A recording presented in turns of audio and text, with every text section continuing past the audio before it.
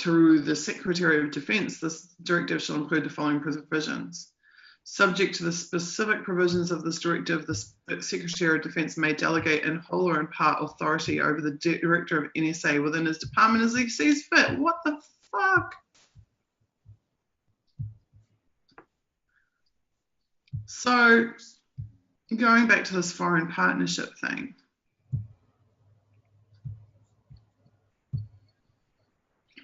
the duty of the board to supervise all arrangements with foreign governments in the field of communications intelligence.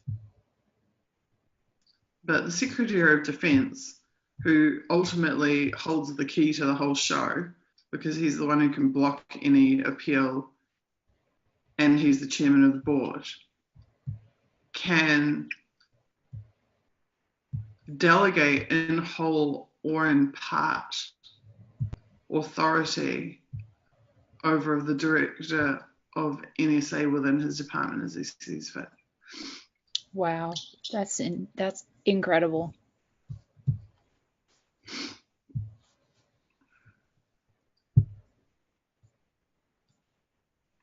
The common mission of the NSA shall be to provide an effective, unified organization and control of the communications intelligence activities of the United States conducted against foreign governments, to provide for integrated operational policies and procedures pertaining thereto.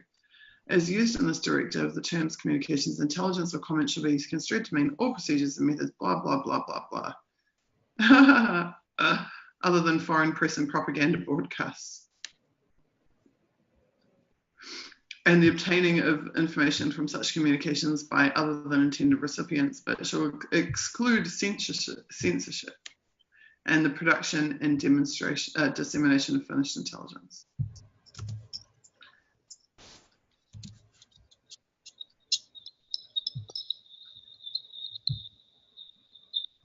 This needs much closer reading, because what this sounds like is that the NSA is not allowed to be in charge of the classification levels of documents.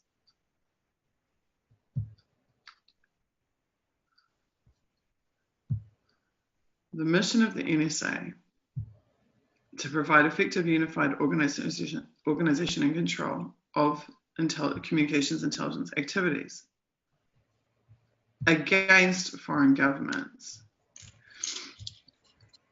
So they're very clear that the mission is to be targeted at foreign governments rather than at for economic gain for all the other things that we've been. This is supposed to be like basically espionage and counterintelligence. Yeah.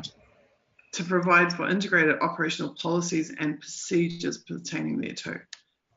The comment shall be construed to mean all procedures and methods used in the intercept of communications other than foreign press and propaganda broadcasts and the obtaining of information from such communications by other than intended recipients, but shall exclude censorship and the production and dissemination of finished intelligence.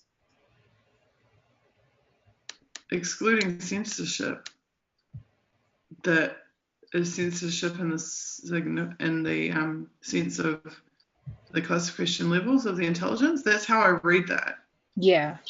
I read that as the NSA does not have jurisdiction over the classification levels,